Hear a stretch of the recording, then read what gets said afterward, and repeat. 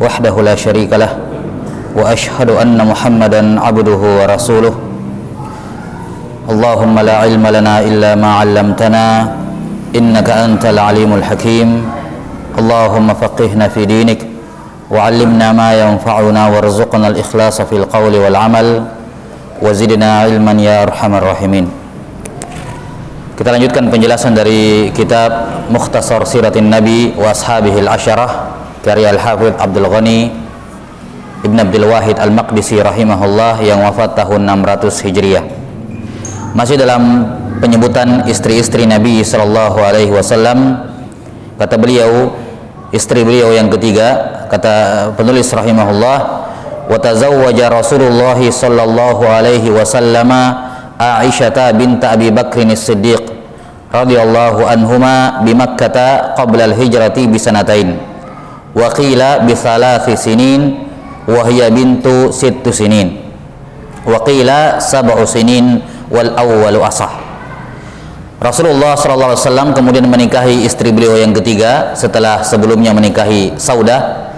Beliau menikah dengan Aisyah bintu Abi Bakar as-Siddiq radhiyallahu an di Mekah pada 2 tahun sebelum hijrah. 2 tahun sebelum hijrah. Ada yang mengatakan 3 tahun sebelum hijrah. Pada usia ketika itu akad nikah dilakukan ketika Aisyah masih berusia 6 tahun. Dan ada yang mengatakan 7 tahun wal awwalu asah, dan pendapat yang pertama lebih tepat, yakni 6 tahun. 6. Wa bana biha ba'dal hijrati bil Madinah. Kemudian Aisyah baru tinggal ya bersama Nabi sallallahu alaihi wasallam setelah hijrah di Madinah ketika beliau berusia 9 tahun. Ya, 9 tahun. Ya, jadi jarak antara akad nikah dengan tinggalnya Aisyah di rumah Nabi sallallahu alaihi wasallam adalah 3 tahun. Karena itulah bagi yang berpendapat bahwa Nabi akad nikah dengan Aisyah 2 tahun sebelum hijrah, berarti apa? Tinggalnya bersama Nabi sallallahu alaihi wasallam itu di tahun kedua Hijriah. Tahun kedua Hijriah baru bergabung ke rumah Nabi sallallahu alaihi wasallam. Sementara bagi yang berpendapat 3 tahun akad nikahnya itu 3 tahun sebelum hijrah, maka mereka mengatakan Aisyah tinggal bersama Nabi sallallahu alaihi wasallam tahun 1 Hijriah, tahun pertama Hijriah. Jelas ya? Tepatnya pada bulan ke-7. Ya, 7 bulan setelah beliau sallallahu alaihi wasallam hijrah. Wa qila ala ra'si 18 syahran. Dan ada yang mengatakan pada tahun kedua, tepatnya 1 tahun 6 bulan sejak beliau hijrah ke Madinah. Baik. Jadi kalau berdasarkan akad, ya, berdasarkan akad antara Saudah dengan Khadijah, maka Saudah lebih dahulu akad nikah. Ya, kemudian setelah itu siapa? Aisyah radhiyallahu taala anha, namun tidak tinggal bersama Nabi sallallahu alaihi wasallam. Sudah kita sebutkan bahwa 3 tahun pertama setelah kematian Khadijah radhiyallahu anha, 3 tahun pertama satu-satunya perempuan yang ada di sisi Nabi sallallahu alaihi wasallam adalah Saudah. Ya. Kemudian dan rumah Saudah adalah merupakan rumah pertama dari rumah-rumah istri Nabi sallallahu alaihi wasallam, ya, karena di Madinah belakangan rumahnya istri Nabi itu nempel semua di masjid. Nempel semua di masjid. 11 rumah, masing-masing memiliki rumah. Rumah yang pertama di Masjid Nabawi setelah masjid dibangun di tahun pertama Hijriah, rumah istri Nabi yang paling pertama ada di situ rumahnya Saudah dulu. Ya, karena beliau yang ikut hijrah bersama Nabi sallallahu alaihi wasallam. Aisyah masih bersama dengan Abu Bakar As-Siddiq, bersama dengan orang tuanya. Nah, kemudian di tahun pertama, tepatnya di bulan ke-7 menurut satu pendapat, atau di tahun kedua, tepatnya pada 18 bulan setelahnya menurut pendapat yang kedua, barulah Aisyah tinggal bersama Nabi sallallahu alaihi wasallam dan dibuatkanlah rumah yang kedua di sekitar Masjid Nabawi. Maka rumah yang kedua yang ada di sekitar Masjid Nabawi adalah rumah Aisyah radhiyallahu taala anha. Ya, karena itulah ini nampak bagaimana kedekatan antara Aisyah dengan Saudah. Mereka berdua yang pertama-pertama. Ya, rumah mereka yang pertama-pertama di sekitar Masjid Nabawi. Iya, karena itulah ketika Saudah sudah tua sebagaimana yang telah berlalu, beliau menyerahkan malamnya kepada Aisyah radhiyallahu taala anha karena kedekatan mereka berdua. Iya. Kemudian disebutkan Wa matan Nabi sallallahu alaihi wasallam wa hiya bintu 18. Ya, Nabi sallallahu alaihi wasallam wafat dan Aisyah radhiyallahu anha masih berusia 18 tahun.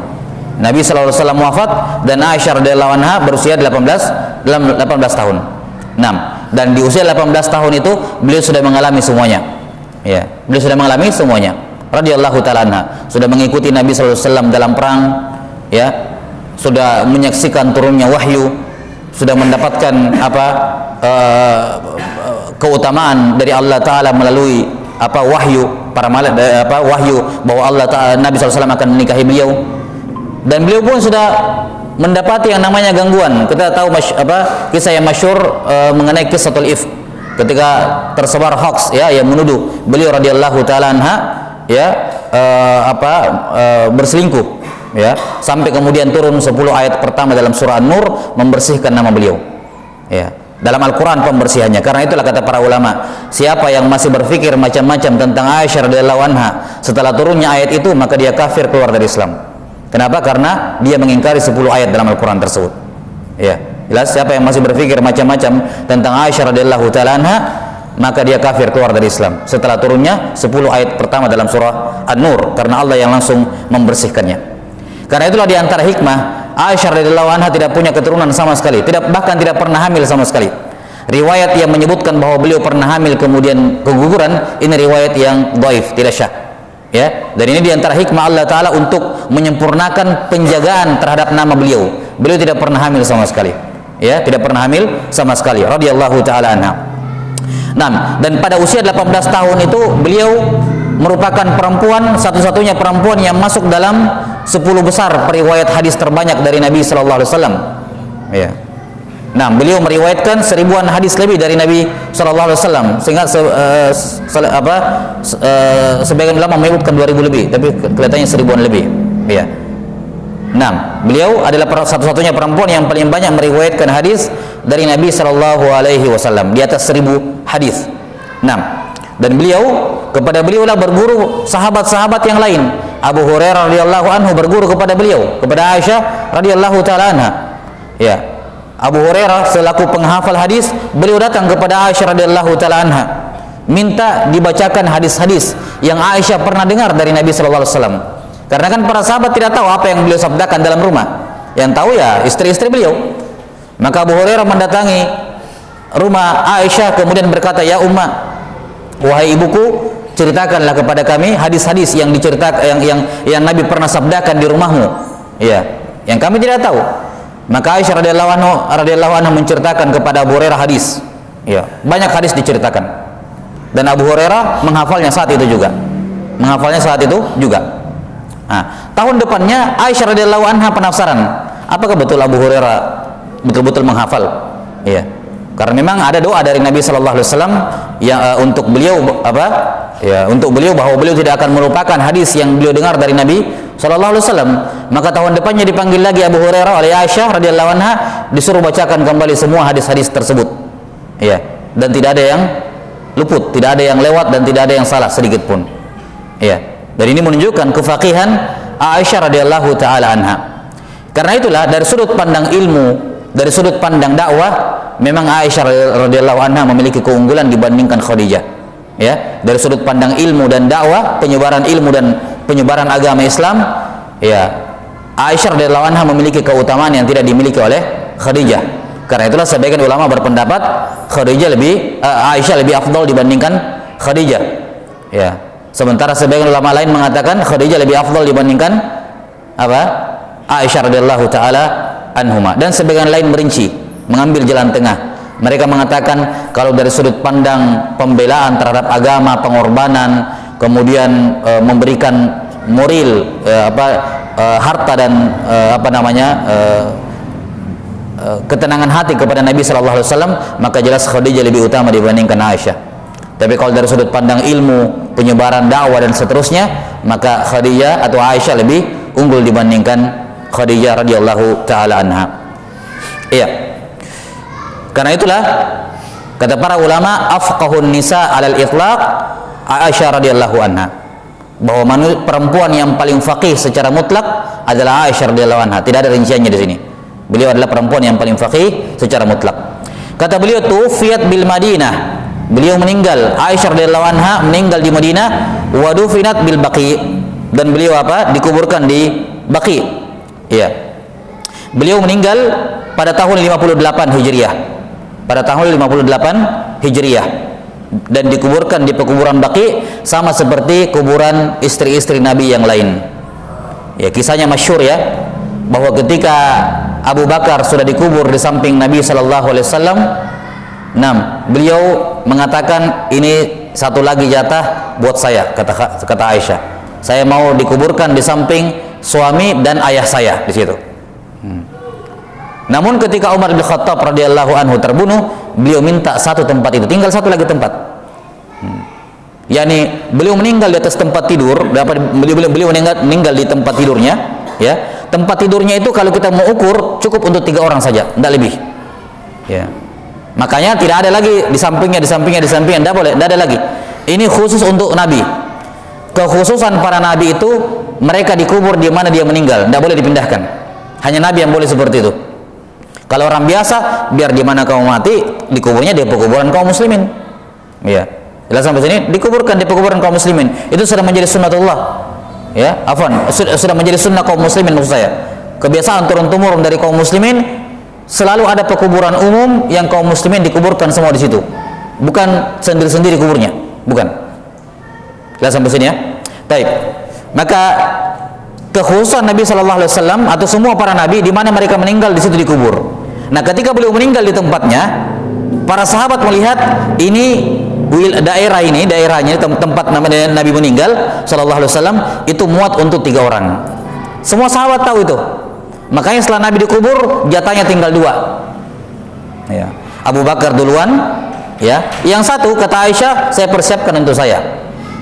Nih, tapi kemudian tempat itu diminta oleh Umar ibn Khattab radhiyallahu ta'ala, dan beliau ya setelah obrolan yang panjang, akhirnya Aisyah radhiyallahu anha mengizinkan tempat tersebut untuk Umar, ya, untuk Umar, ya. 6 radhiyallahu ta'ala. Kemudian beliau sendiri dikuburkan di pekuburan Baqi bersama dengan saudari-saudari beliau yang lain, yakni istri-istri Nabi sallallahu alaihi wasallam di Baqi. 6. Kemudian wadufinat bil Baqi awsat bidzalik. Beliau berwasiat dengan itu, yakni mewasiatkan, ya, biarlah kasih tempat ini untuk Umar, adapun saya kalau saya mati kuburkan saya bersama dengan saudari-saudari saya, yakni istri-istri Nabi sallallahu alaihi wasallam. Iya. Dan disebutkan di sini beliau meninggal sanata 58 wa qila sanata 57 wal awwal asah. Ada yang mengatakan beliau meninggal tahun 58 Hijriah, dan ada yang mengatakan 57 Hijriah, dan yang benar yang pertama, yakni beliau wafat tahun 58 Hijriah. Wa shalla alaiha Abu Hurairah. Abu Hurairah yang menyolati jenazah beliau. Abu Hurairah yang menyolati jenazah beliau. Ini perbedaannya antara menyolati jenazah dengan yang lain.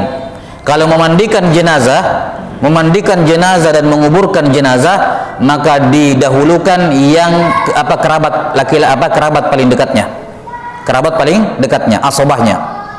Masalah memandikan dan menguburkan jenazah, maka yang paling utama melakukannya adalah kerabat terdekatnya, asobahnya. Kalau dia punya bapak, kakek, maka lebih berhak mereka, ya. Kemudian kalau tidak ada, maka saudaranya bapaknya. Kalau tidak ada saudaranya bapaknya, yakni laki-laki, ya. Kalau tidak ada paman-pamannya, maka sepupu laki-lakinya. Sepupu yakni anak laki-laki dari paman saudara ayah, gitu ya. Kalau tidak ada, maka keponakannya, anak dari saudaranya. Nah, Nabi SAW ketika beliau meninggal, sudah berlalu ya, yang menguburkan beliau ashabah beliau semua, paman beliau Al-Abbas, sepupu beliau 3 orang, Abdullah, siapa lagi? Al-Fadl dan Kusam, dan satu lagi budak yang beliau merdekakan. Sudah berlalu. Adapun dalam masalah menyolati jenazah, maka yang paling afdal adalah yang paling faqih, bukan keluarga. Ya, sampai sini. Yang menyolati jenazah yang paling afdal adalah yang paling faqih di antara mereka. Karena dia masalah sholat itu dibutuhkan hukum-hukum yang lebih spesifik. Jelas sampai sini? Maka karena itulah jenazah Aisyah radhiyallahu taala anha disolati oleh Abu Hurairah radhiyallahu taala an. Kemudian kata beliau, walam yatazawwaj Rasulullah sallallahu alaihi wasallam bikran ghairaha. Rasulullah sallallahu alaihi wasallam tidak pernah menikahi seorang pun perawan selain beliau. Yani semua istri Nabi sallallahu alaihi wasallam itu janda kecuali Aisyah radhiyallahu anha. Cuman ini tidak bisa dijadikan dalil bahwa menikahi janda lebih utama dibandingkan perawan, enggak. Karena ini sifatnya kontekstual, namanya qadhiyatul ain. Yani Nabi sallallahu alaihi wasallam menikahi kebanyakan istrinya semuanya janda. Semua kalau kita lihat sebab-sebabnya ada sebab tertentu, bukan tiba-tiba begitu. Semua ada sebab-sebabnya. Di antara sebab yang paling yang sering disebutkan oleh ulama adalah maslahat dakwah, menyebarkan dakwah, karena setiap istri Nabi SAW itu rata-rata punya keluarga besar, untuk menarik keluarga besarnya, ya, untuk menarik keluarga besarnya. Jelas sampai sini. Adapun masalah menikah, maka berdasarkan hadis Jabir ibn Abdullah radhiyallahu taala menikahi perawan lebih utama dibandingkan janda. Karena Jabir ibn Abdullah suatu ketika minta izin menikah dengan Nabi, memberitahukan bahwa saya sudah menikah. Kata Nabi SAW, Sayyib Abu Bakar, menikah dengan janda atau perawan? Kata Jabir, dengan janda wahai Rasulullah. Kata Nabi SAW, kenapa tidak yang perawan? Ya, ini menunjukkan bahwa menikah dengan perawan itu lebih utama dibandingkan dengan janda, kecuali kalau ada maslahat yang besar seperti Jabir. Jabir alasannya, ya Rasulullah, saya punya banyak adik-adik perempuan yang kecil-kecil, saya mau ada yang mengurusi mereka, lebih tua dibandingkan mereka yang mengurusi. Ya, ini maslahat namanya lebih besar, maka beliau pun menyetujui alasan Jabir ibn Abdullah. Wa kunyatuha Ummu Abdillah. Kunyahnya, panggilan kehormatannya adalah Ummu Abdillah.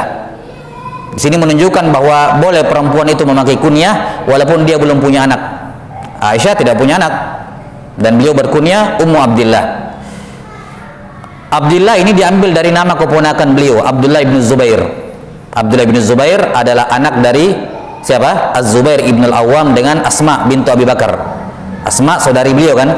Asma bintu Abi Bakar saudarinya Aisyah. Asma menikah dengan Az-Zubair ibn al-Awwam, lahir Abdullah bin Zubair. Nah, Abdullah ini yang diambil namanya menjadi kunyahnya Aisyah radhiyallahu anha, Ummu Abdillah, yakni anak dari keponakan nama dari keponakan beliau. Ya, putra dari Az-Zubair ibn al-Awwam. Kemudian kata beliau, waruya annaha asqafat minan nabi sallallahu alaihi wasallam saqfan wa lam yasbut. Diriwayatkan bahwa beliau pernah hamil kemudian keguguran dari Nabi sallallahu alaihi wasallam, namun riwayatnya tidak syah. Riwayatnya tidak syah. Naam, wallahu taala alam bisawab. Ini istri beliau yang ketiga. Kemudian selanjutnya yang keempat, wa tazawwaja Rasulullah sallallahu alaihi wasallam Hafsah binta Umar ibn al-Khattab. Ini istri beliau yang keempat, Hafsah bintu Umar ibn al-Khattab radhiyallahu taala anhuma. Atau sebelumnya, Nabi sallallahu alaihi wasallam menikahi Aisyah atas dasar wahyu. Atas dasar wahyu. Iya. Dan ini perkara yang penting difahami dalam masalah ini, bahwa Nabi sallallahu alaihi wasallam pernah bermimpi. Jibril datang membawakan sebuah bingkisan besar. Membawa sebuah bingkisan besar, kemudian dikatakan ini akan menjadi istri kamu. Ya, ini akan menjadi istri kamu. Dan sudah dimaklumi mimpinya para nabi itu wahyu. Tidak ada yang mimpi-mimpi kayak kita. Semua mimpi nabi itu wahyu. Ya. Maka Jibril membawa bingkisan yang besar, kemudian dikatakan di dalam sini adalah istrimu. Maka Nabi sallallahu alaihi wasallam membukanya dan ternyata Aisyah radhiyallahu anha. Maka beliau pun menyampaikan mimpinya kepada Abu Bakar As-Siddiq dan beliau dengan senang hati menikahkan putrinya dengan Nabi sallallahu alaihi wasallam. Jelas ya? Nah, dan dalam pembahasan fikih Islam, ya, diperbolehkan seorang ayah ataupun kakek menikahkan putri ataupun cucunya yang belum balik walaupun tanpa izin dari si anak tersebut. Ya, dan tanpa izin dari si anak tersebut dengan beberapa syarat disebutkan oleh para fuqaha dalam masalah ini. Ya, tapi ini hanya berlaku untuk bapak dan kakek saja. Yang lain tidak boleh, pamannya, saudaranya tidak boleh. Hukum ini hanya berlaku bagi bapak dan kakek. Kenapa? Karena mereka yang paling sayang dengan putrinya atau cucunya dan yang paling tahu maslahat mereka. Dan ini termasuk urf di bangsa Arab yang kemudian ditakrir dalam syariat. Kebiasaan bangsa Arab yang kemudian dibenarkan, diakui oleh syariat. Kemudian di sini juga sebelum kita lanjut, di sini perkara penting dijelaskan ya. Bahwa di sini Nabi sallallahu alaihi wasallam menikahi Aisyah pada usia 6 tahun, ini urf di bangsa Arab sudah normal. Jelas sampai sini?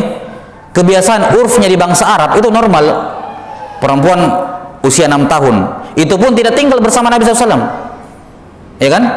Dan ini saya kira di hampir di agama lain ada malah yang masih kecil sudah dijodohkan, malah sudah dikasih nikah tapi nanti, kan begitu. Ada di Cina saya kira seperti itu, di di sebagian agama mereka ada yang seperti itu. Iya, masih kecil sudah dinikahkan. Yani urf mereka, kebiasaan yang berkembang mereka itu hal yang lumrah. Jelas sampai sini? Karena itulah orang-orang musyrikin Quraisy tidak ada sedikit pun kritikan dalam masalah itu. Yani kalau dia mau mencari kritikan untuk merendahkan Nabi Muhammad SAW, untuk melemahkan agama beliau, kalau memang itu aib pasti diungkit. Ngapain kau nikahi anak kecil, kan begitu? Pasti akan diungkit-ungkit dan diviralkan kemudian untuk menjatuhkan nama Nabi SAW. Tapi tidak sama sekali. Kenapa? Karena itu biasa di kalangan bangsa Arab. Urfnya mereka. Jelas sampai sini? Urfnya mereka. Itu pun Nabi SAW atau Aisyah hanya tinggal bersama Nabi SAW pada usia 9 tahun, 3 tahun setelahnya. 9 tahun di bangsa Arab, ya perempuannya udah besar, badannya besar, ya kan? Kemudian tergantung tipikalnya juga anaknya, apalagi Aisyah radhiyallahu taala anha, faqihah. Ya kan? Karena itulah perhatikan, urfnya bangsa Arab ini tidak boleh dibawa kemana-mana, dan tidak boleh juga menghukumi orang luar dengan urfnya bangsa Arab, nggak boleh. Ya, tidak boleh kita gunakan urfnya bangsa Arab untuk dipakai di luar Arab. Demikian pula sebaliknya, tidak boleh kita menghukumi urfnya orang Arab dengan urf kita sekarang. Jelas sampai sini ya? Ini perkara yang penting karena banyak yang mengkritisi Islam gara-gara masalah ini, menikah dengan anak usia 6 tahun dan seterusnya. Ya, kita bilang itu urfnya mereka. Di zaman kita sekarang di Indonesia, kalau ada orang menikahi umur 6 tahun, baik atau tidak? Nggak baik, maka kita larang kalau seperti itu. Nggak boleh. Jangan berdalilkan dengan karena Nabi kan 6 tahun berarti boleh. Itu urfnya Arab seperti itu.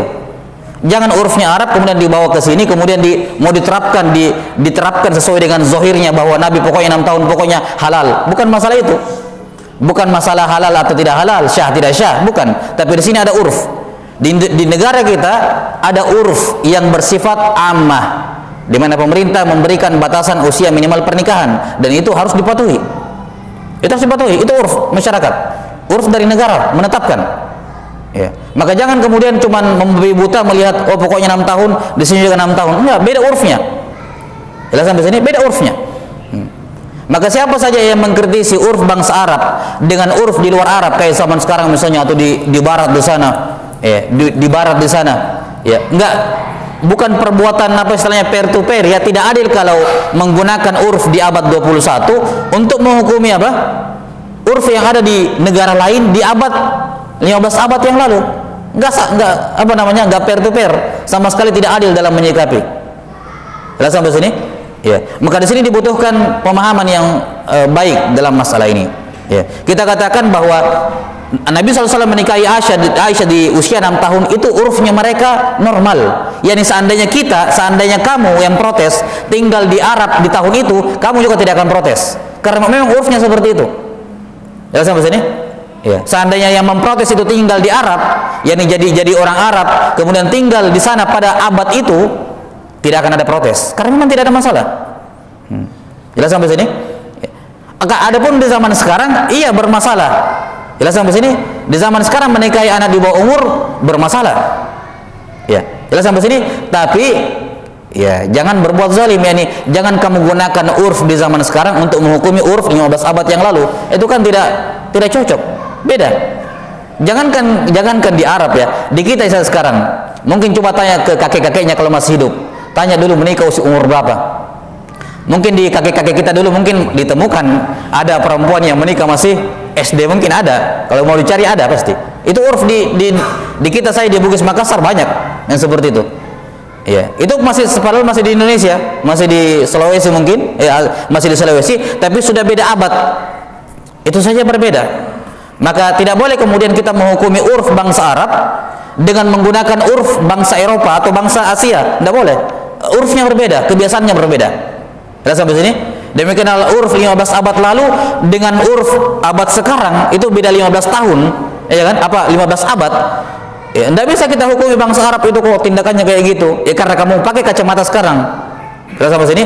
Karena itulah, ya tidak bisa kita misalnya ada yang mengatakan kenapa ini pemerintah memberikan batasan umur minimal pernikahan, Nabi saja menikahi 6 tahun, Aisyah dan 6 tahun. Kenapa sekarang tidak boleh kurang daripada ini?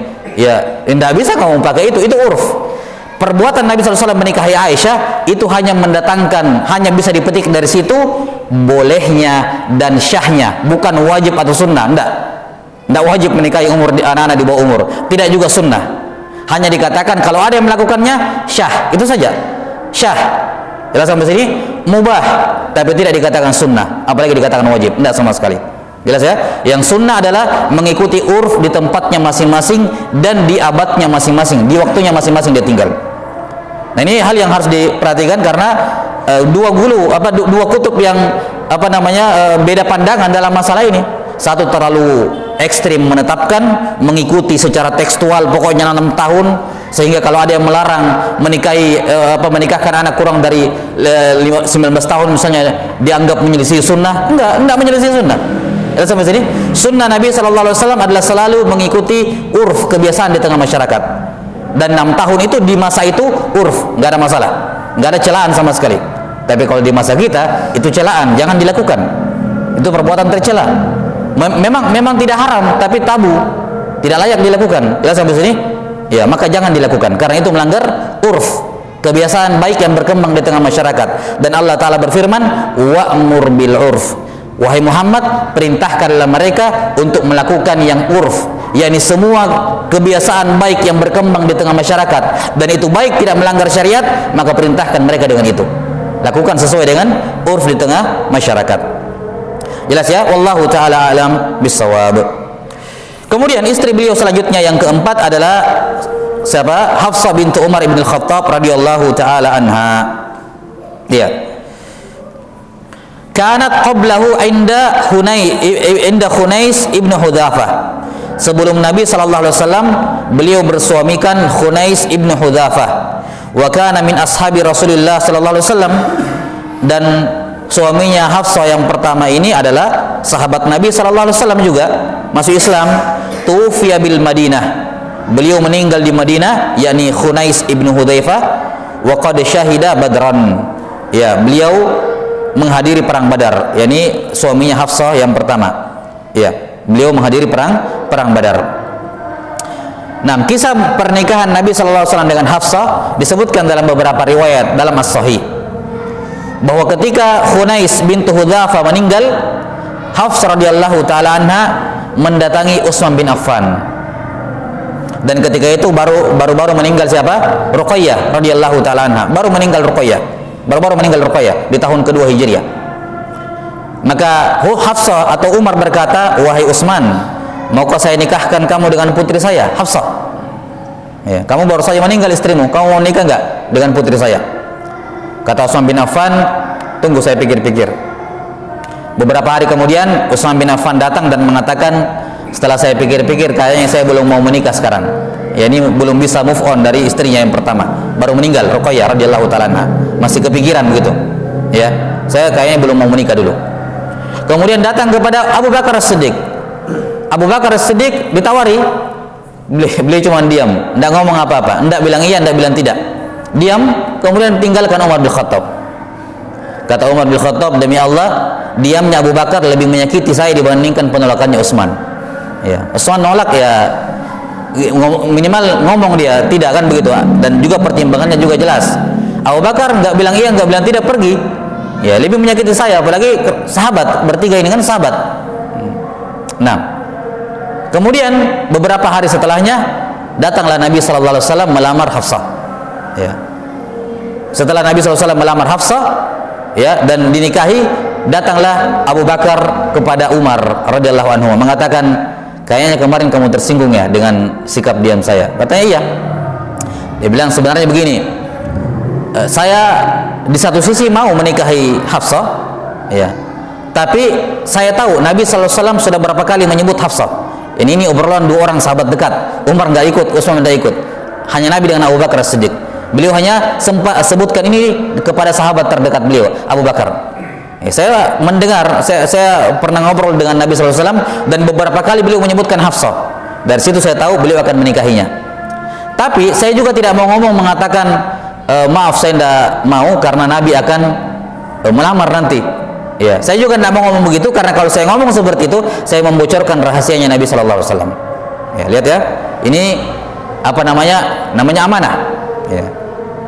Nah, zaman sekarang kita kalau disembunyi sesuatu dicari tahu sama orang, ya kan?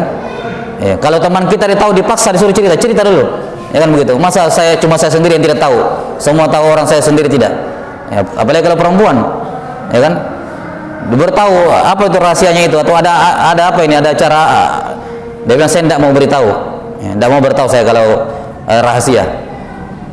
Akhirnya apa? Tukar menukar informasi. Kalau kau beritahu saya beritahu juga. Ada cerita lain lagi nih, kan gitu. Ya, tukar-tukaran gosip jadinya. Ya, ini lihat sahabat radhiyallahu taala, ya, mendingan orang berprasangka buruk kepadanya daripada membocorkan rahasia. Ya, akhirnya apa? Nabi SAW kemudian menikahi Hafsah radhiyallahu taala. Perhatikan, ya, masing-masing mendapatkan kebaikan. Ya, masing-masing mendapatkan kebaikan. Hafsah bintu Umar, ya, ditolak oleh Umar bin Khattab, ditolak oleh Utsman dan juga tidak dinikahi oleh Abu Bakar, dua orang yang paling mulia. Kemudian dia mendapatkan orang yang lebih mulia dibandingkan mereka berdua, yaitu Nabi sallallahu alaihi wasallam. Sementara Utsman menolak Hafsah dan dia mendapatkan perempuan yang lebih baik dibandingkan Hafsah, yaitu siapa? Ummu Kulsum, putrinya Nabi sallallahu alaihi wasallam. Putri Nabi sallallahu alaihi wasallam menikah setelahnya dengan Utsman. Maka masing-masing meninggalkan apa yang kelihatan baik di depan mereka dan mereka mendapatkan yang lebih baik dibandingkan apa yang mereka tinggalkan.